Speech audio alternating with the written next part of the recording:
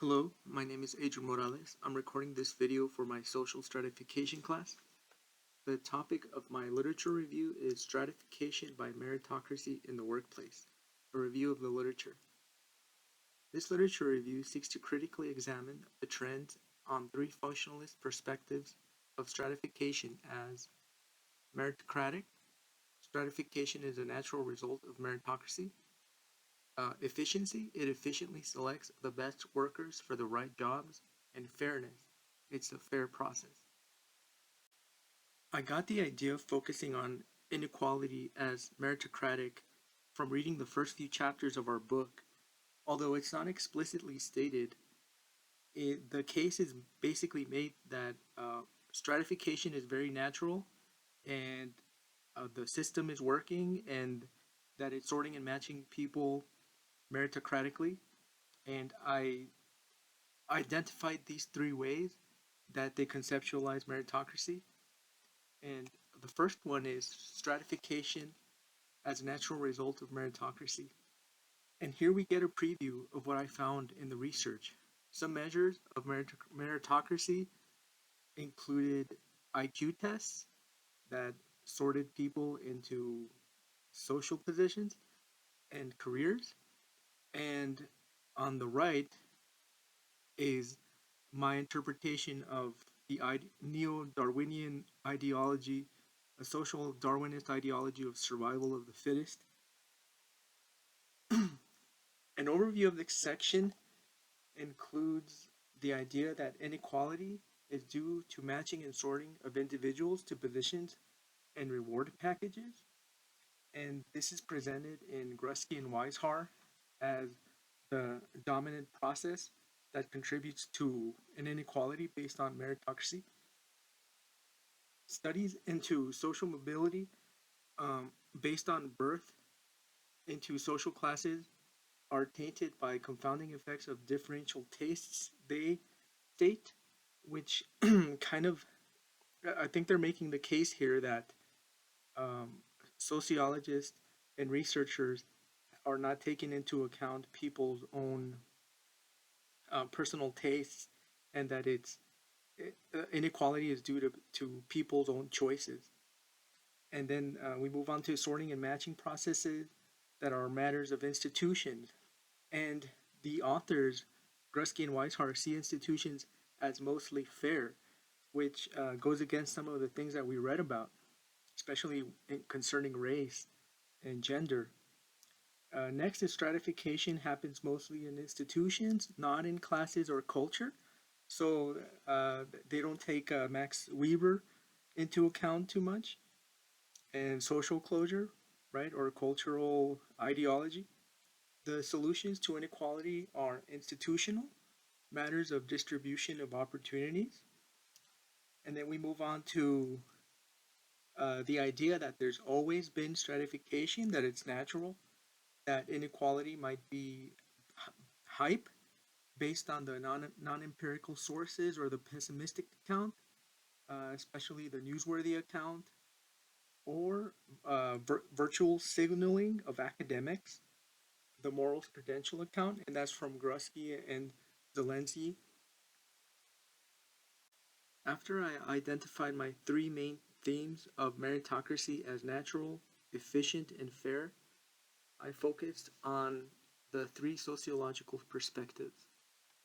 From our class textbook, the most dominant perspective is a functionalist perspective, which sees society as a living thing. Uh, it's neo-Darwinian, or most specifically, it's social Darwinism. It says that if something is not useful for society, it's discarded, and it's seen as efficient, although it's very inefficient. And an example that Schaefer gives in his book Racial and Ethnic Groups is racism. He gives 5 reasons for the existence or the purpose of racism, including creating a value system and an economic system, but it's very inefficient in terms of the human cost and other costs to people in that system. So it's not efficient at all. The next one is a conflict perspective, which sees people as competing for scarce resources and power. There's no one group that has all the power. Researchers using this conflict perspective seek social change to abolish ethnic stratification. And the third one within the conflict perspective is labeling theory, and it explores how those in the minority group are blamed for their own minority status. And these overlap. And what I found from the research is that uh, the researchers use not only the functionalist perspective, but they criticize it and they use these other ones, the conflict perspective and the labeling theory perspective. During my readings, I had to return to Grusky and Zelensky's concept of benign narratives because every author started with the benign narrative, and there's four.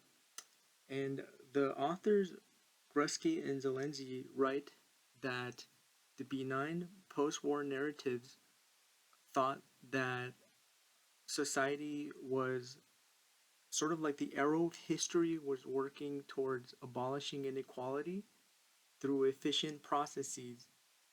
And there's four of them. The economics of narrative. The idea here is that the free market will lower inequality in discriminatory hiring. The second one is the organizational subnarrative.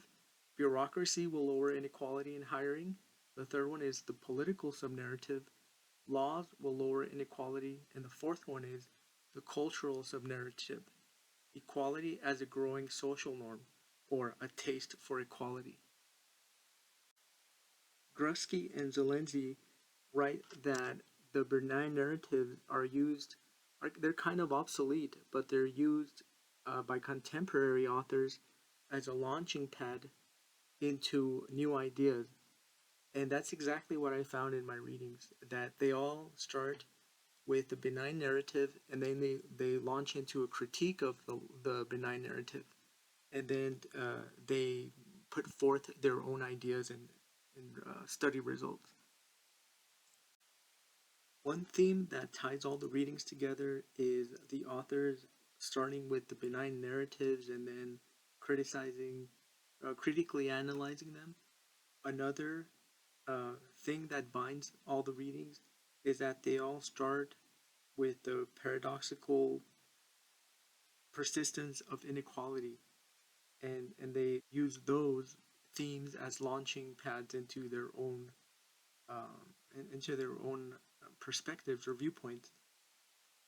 So here I have three selections of key, key approaches and findings to stratification by meritocracy as natural. Trevisan et al. 2022 wrote about the organizational subnarrative, um, writing that it became an ideology during the post-war and Cold War era, such as focusing on selection of workers and students based on IQ, and then sorting and matching these to opportunities, educational and career opportunities. But they write that it was not natural because it discriminated based on gender, class, and race. Uh, but Tash et al. 2020 wrote about meritocracy, equating it with neoliberalism and ideology. It's basically the benign narratives on steroids, which are it's an idea of extreme individualism. It emphasizes personal responsibility for one's life outcomes and is associated with greater indifference to social inequality. So, what they found is, in Western countries who have these neoliberalism ideologies, they care less about other people inequality, basically.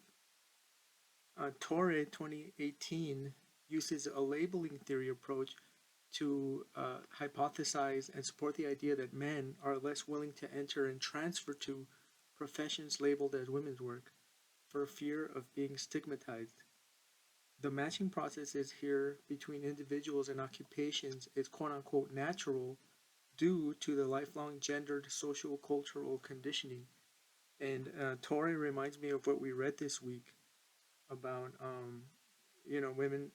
women going into male dominated fields and not being incentivized into going into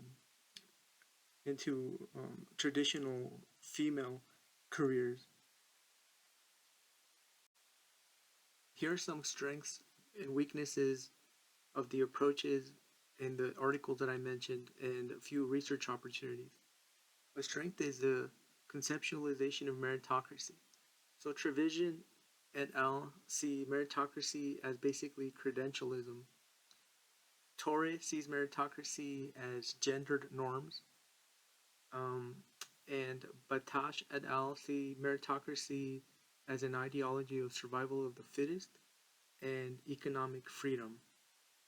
Uh, Another thing that I thought was a strength was the measure of multiple assets, including race and gender, use of integrated theory, including various perspectives like labeling theory versus functionalist approaches, and multi level approaches. An example is how Batash et al. See the ideology of meritocracy as being uh, operating at the macro level, but also at the micro level within the individual. What I thought I identified is that at least one author didn't focus on the cultural transmission mechanisms of inequality ideologies. Trevisan et al. Did a very good job in explaining how the ideology of meritocracy came about. Initially, it was against such a thing. It was kind of a parody, and then it became taken seriously, and it became institutionalized via credentialism. But and other authors don't really tell you how it came about, or why people believe dog eat dog ideologies. Um, an, Another weakness that I thought I identified is that Torre, for example, did not give first hand perspective, did not identify why males don't, she didn't interview actual males who avoid quote unquote women's work to see whether they do feel stigmatized and whether they do leave female dominated career due to labeling or feeling stigmatized. So those are two research opportunities I thought. My second major theme is stratification by meritocracy as efficiently selecting the best workers for the right jobs. And here on the left, we see an image of a person who's probably suffering from job creep. They're doing more and more with less time. And then on the right, we kind of see a personality test result, which kind of brings to mind the sorting and matching processes that we can expect to find here.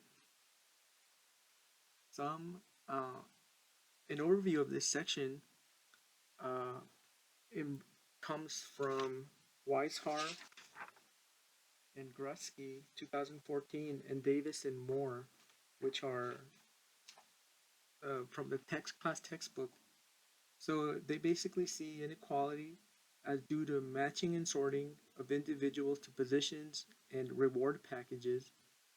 The processes start at the institutional level, and we see that this overlaps with what we saw as meritocracy as being natural. These themes kind of overlap. Uh, we also read that Americans tolerate substantial inequalities in rewards as long as they can be assured that the competition has been fair. There's a modern commitment to at least some forms of equality, especially an equality of opportunity and respect. Institutions provide built in checks on group conflicts due to legal policies oriented towards furnishing a stratification system in which individuals acquire resources solely by the virtue of their achievements. So, right there, that's a reference to meritocracy. Group conflict might result in the stratification system if it's too rigid due to social closure, basically concentrated effects of being sorted into social positions due to group asset type. In contemporary societies, according to Grusky and Weihart, page 3, ascription of all kind is usually seen as undesirable or discriminatory. So here they're kind of alluding to meritocracy.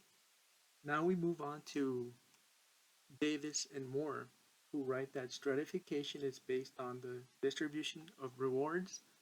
The most efficient people should be on top because closure or rigidity is based on the functional importance of, and scarcity of talent, and it's seen as natural or based on long, costly training. Stratification is a universal necessity. So, if people put in a lot of time in training, then they deserve more, basically. They conceptualize inequality as inherent rewards and values placed into certain social positions. And social inequality is thus an unconsciously evolved device by which societies ensure that the most important positions are conscientiously filled by the most qualified persons, according to Davis and Moore, page 29.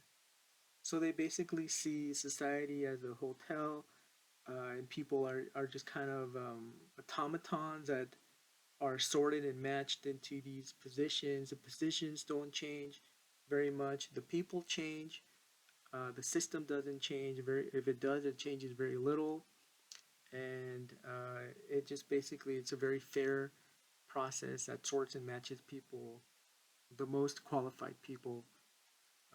But that leaves out inequality and unemployment. Some of the main trends and findings that I found, that I organized by their focus on whether meritocracy is really efficient.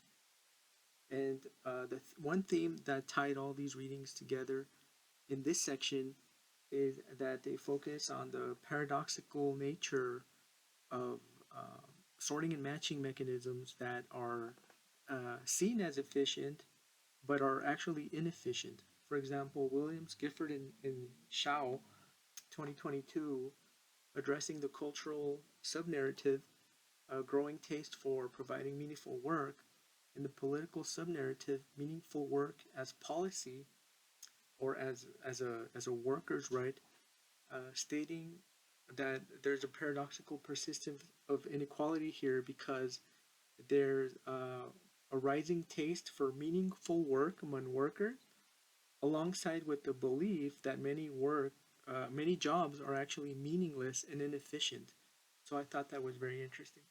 And then Van Dijk et al. 2020 questioned work environments as social mobility ladders based on hard work and ability, which they see as a way to cover up for systems in which social inequalities accumulate. Social exclusion underutilizes employee skills and abilities since these can be built on with training and opportunities which they actually don't get and in which is not efficient. Another pair of researchers, Freeman and Schiffler, 2023, studied non-degreed young adult students, and they found earning stratification based on gender and race, with whites on top and blacks at the very bottom of the pay scale, attributing the disparities of concentrated advantages and disadvantages of white supremacy based on sorting in the education system. So they were studying the result of having a college degree on getting a job, uh, and the inequality started in the education system, basically. Another pair of researchers, In and Breen, 2023, found that undergraduate stratification by social origin constrained choices. Disadvantaged children opted for terminal bachelor degrees, whereas children of um, higher income parents opted for degrees that led to other advanced degrees, and thus better occupations. So here we see the theme of concentrated advantages and concentrated disadvantages that we've read about in the education system. Now we move on to the strengths and weaknesses of approaches and research opportunities for this section.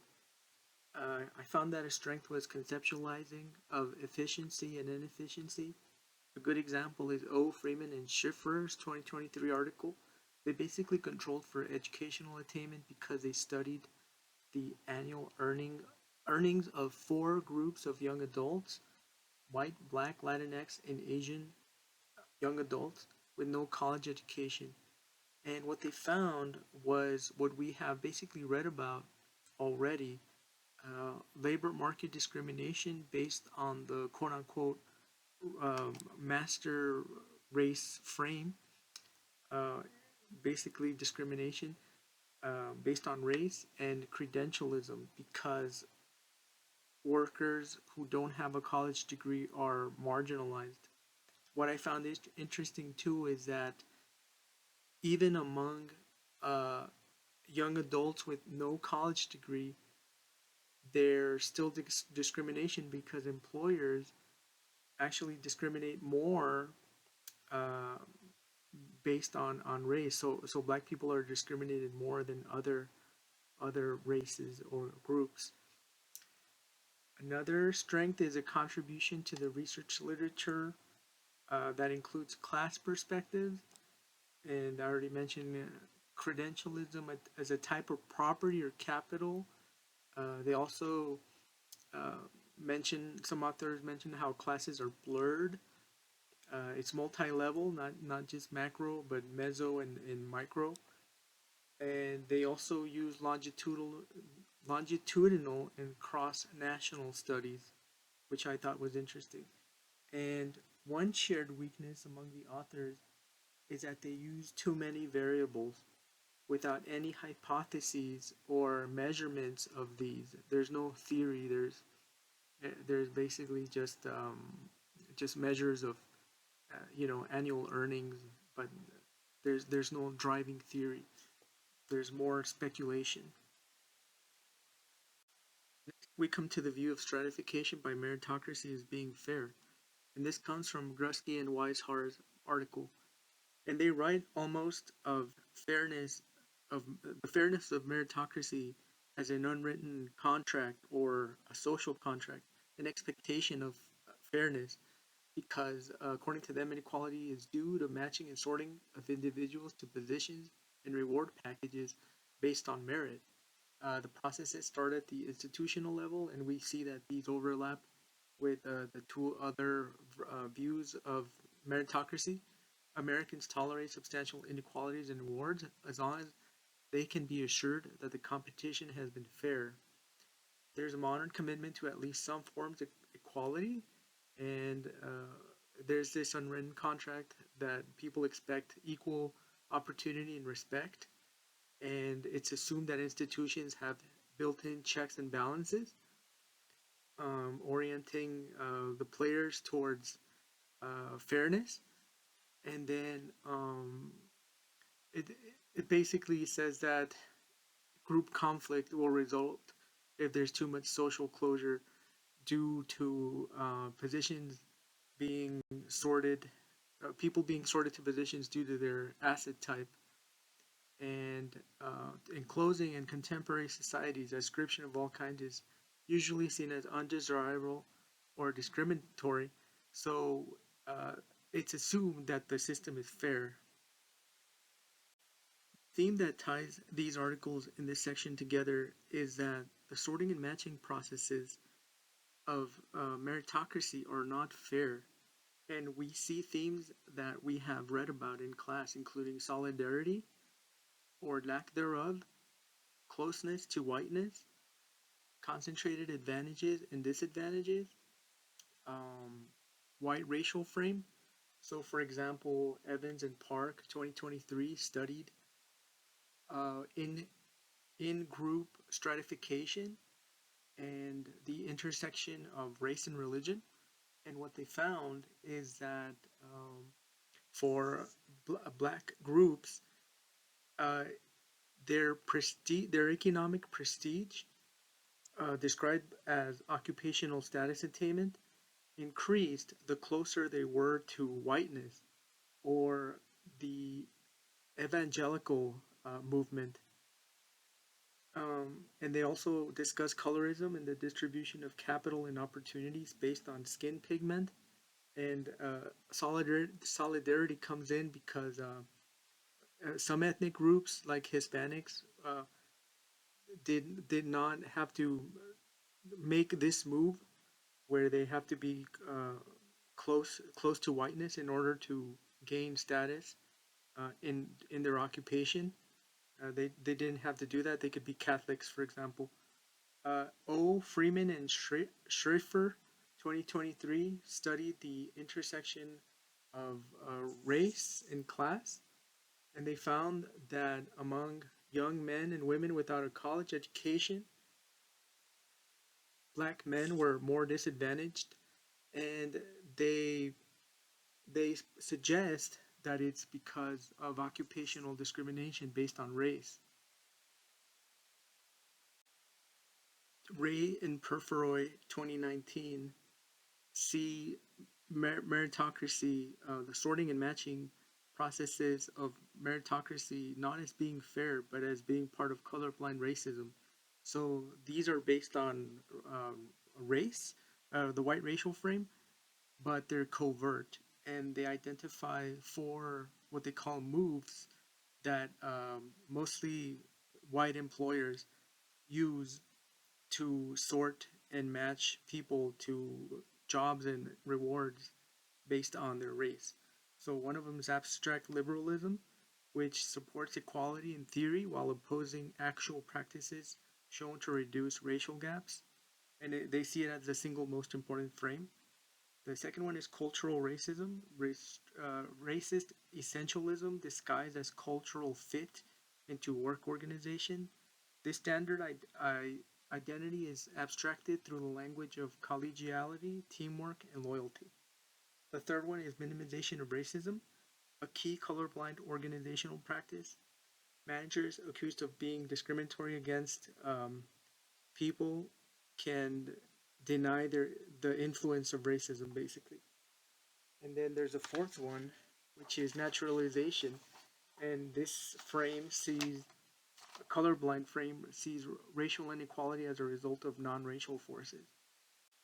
Abul Bazal et al. 2023 studied the intersection of gender and race in the workplace, and they wanted to know whether women benefited from professional associations equally. This ties into what we read about gender integration. Would having more women in male dominated professions benefit all women? According to these authors, no. Um, Women of color, specifically black women, did not benefit as much as white women. So this ties in also to solidarity. White women were more likely to, quote, pursue assimilation and race based solidarity with members of the dominant group, unquote. Regarding the strengths, weaknesses, and opportunities in this section, I thought that the conceptualization of meritocracy as colorblind racism really stood out in all of these articles. The hidden processes that guide sorting and matching processes at the workplace. Another strength is the use of mixed theory. At least one of the authors used different theories. Also, the intersectional approaches, such as studying race and gender and how these play out in the workplace. The use of multiple parameters to study inequality, so it's not just race, but it's also one's religion and one's class. Uh, and I thought that explaining the mechanisms that actually guide people or explain people's career paths was very interesting. And the research opportunity here is proving that colorblind frames are actually at work. I, I sometimes reading about colorblind frames, it kind of sounds like they're like sometimes they just kind of sounds like they're reinforcing stereotypes, and I think it's hard to prove empirically. Now we get to the summary of key conclusions, and there's three of them. The paradoxical persistence of inequality despite meritocratic practices tie these readings together. Authors use an intersectional, multidisciplinary, multi-analytical level, cross-cultural, and mixed theory approaches. Future research might look at basically criminology theory to test some of these ideas or theories or hypotheses to see how people in work environments deal with strain and constricted choices based on ongoing discrimination. And here are my references. I believe I have 21 apart from a few that I got from our class readings. Thank you for watching my video.